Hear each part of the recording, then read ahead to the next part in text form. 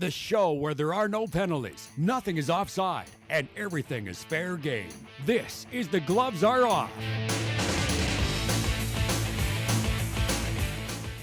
Hello and welcome to another edition of The Gloves Are Off. I'm Moses Woldu. We've got a great show for you, packed with no deflated balls this time, but we are going to talk about the punishment with Tom Brady. Before we get to that, this man, certainly not deflated, Andrew Brethauer. How's it going, buddy? See how you're going to go with that. I thought something, but... Yeah, you didn't know, but I came at you. How you doing, man? Kind to me today. I'm doing great. How are you? That's right. Well, you know what? Bright skies, sunshine. Today's been a good day, and I understand it's been a good day for sports, especially for this man, Reid Flasch. You are the AA Pirates coach, so baseball in full swing. And first of all, how's the team doing, and how are you?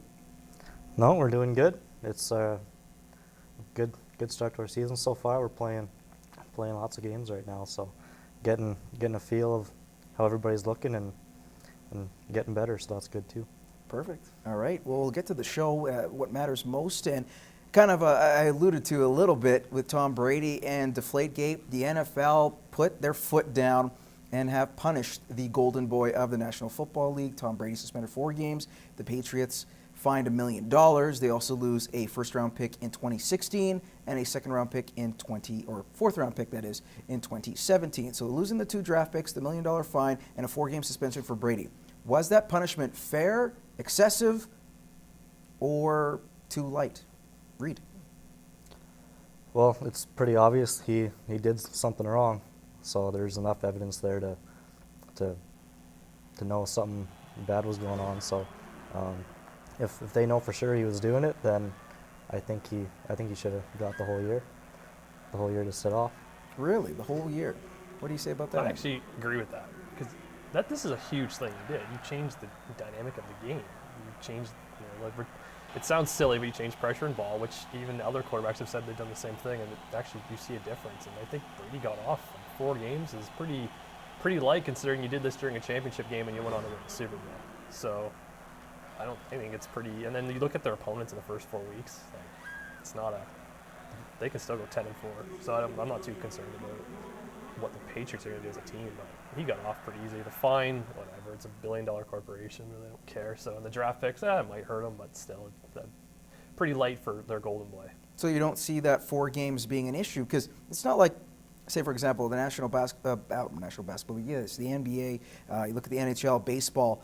Getting suspended 5 games is really a start for a pitcher. It really doesn't look, in the grand scheme of things, it's very minute.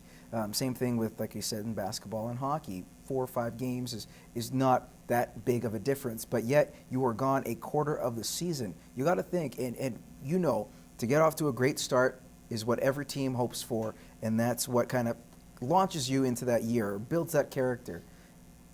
Don't you see that as being detrimental to the Patriots, or will they be fine? Well, I think Tom Brady, he knows their offense good enough that he can step in and take over whenever he wants to. So with who knows what else he's done, maybe he's put sleeping pills in the Gatorade of the other team or something like that. Who knows?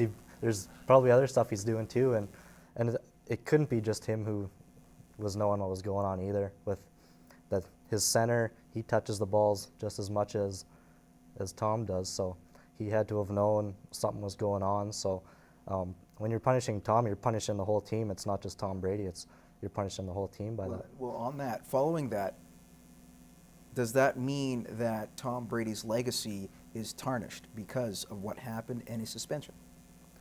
I don't think obviously it takes a little bit of a hit on his reputation, but that just means he has to go out and win another one. So he's got to sleep with that the rest of his life, and just when he's playing again, he's got to go win again. It came down to most people won't care come week 1. They really don't. That's the NFL. That's the way National Football League runs. We'll make a big deal about it now. Come week 1 and the Patriots win, lose, whatever. Like if they lose, people make a deal of it. If they win, no one's really going to care. It's the football league. Everyone's going to just watch it as they normally do. The biggest thing out of this is comparing that to other suspensions in the league. If you look at, say, Ray Rice got 2 games for what he did, and other suspensions that are somewhat like there's a season for doing marijuana, and for a guy blatantly cheated in a game and won a Super Bowl, and we only gave him 4 games. So that's kind of the biggest problem I think the NFL is going to have, is that suspensions are all over the board, and you really have to look at individual now. You can't look at the broad scheme of suspensions in National Football League because they don't make any sense and they never will. So for 4 games like we originally talked about, it's not even close to what I believe he should have at least got. Moving our topic to the National Hockey League, the Stanley Cup playoffs tonight, Game 6, Tampa Bay taking on Carey Price and the Montreal Canadiens. You look at this from the standpoint of the Lightning, you're up 3-0, all the momentum's on your side. You knew when a team's behind, they're going to win a game. Maybe 2. But no matter that the Lightning are still up in this series, there's still some weird feeling, a sense that this is Montreal's series to win, not Tampa's. Is that still the case going to Game 6 tonight? Reid? I think you have a Montreal team who's staying positive, and it seems like they have more energy than the Lightning do, I think.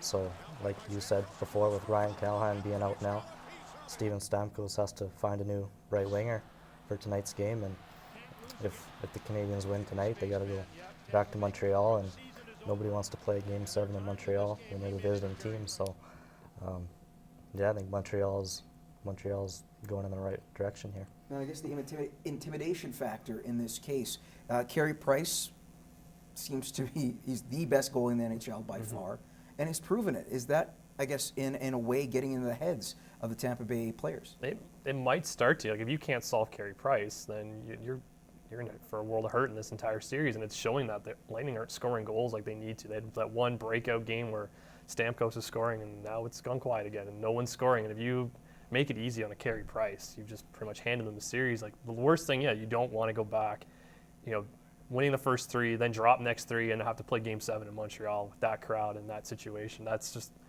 quite possibly the worst situation ever. And I just find it interesting that last week we were talking about Brandon Prust and whether that would be a distraction or whatever, but not for the Canadiens. They've seemed to almost a little bit embrace that and use it as a momentum builder. And they're going. I'd pick them right now. Sadly to say, I don't like Montreal, but I'd pick them over Tampa. Win the next 2 games. How about this? Washington and the New York Rangers, a team that was down 3-1 in this series. They've lost 2 games, Washington that has. And Alex Ovechkin has come out in the media and said, you know what, we're going to win Game 7. Do you like his bravado, that confidence there, almost a Marc Messier type of guarantee? Or do you feel that this team is going to fall flat on their face Wednesday night? I think Ovechkin has to go out there and start throwing his body around like he was doing in the regular season and get some hits in there. But at the end of the game, it's going to come down to Holtby and Lundqvist, and they're going to be staring at each other across the ice, and it's going to be who wants this more. And I think the Caps pull it out, and Holtby and the Caps go the next round. I like the fact that Ovechkin's saying this, not because if he would have said this years ago, people would have called him an egotistical and the way he was acting. But now it's kind of grown up a little more mature Ovechkin, and this is what you need. You need your captain to say these things to rally the team and be like, it's kind of like it's the Marc Messier all over again. You need that, and if your captain doesn't feel like you're going to win, you're not going to win. If your captain's going in there thinking, you know what, and I'm going to put the team on my back and I'm going to do it myself, then who better than Ovechkin to do it? Who's not going to bet against Ovechkin to score a bunch of goals in this game? So he struggled recently in those games, in the past 2 games. Do you see that happening in Game 7? No, I think his energy level's been there the whole series. So in a Game 7, nobody's hurt or you find a way to play, and the great players find a way to get it done. And he's such an energetic player that he's got that himself. He's not down. He's not worrying about it. He has that energy, talking to the media that way. So I think he'll be ready for Game 7. Who wouldn't? Like, it's Ovechkin. I don't think he's always ready for something. So Game 7 against the Rangers, I'd be ready too.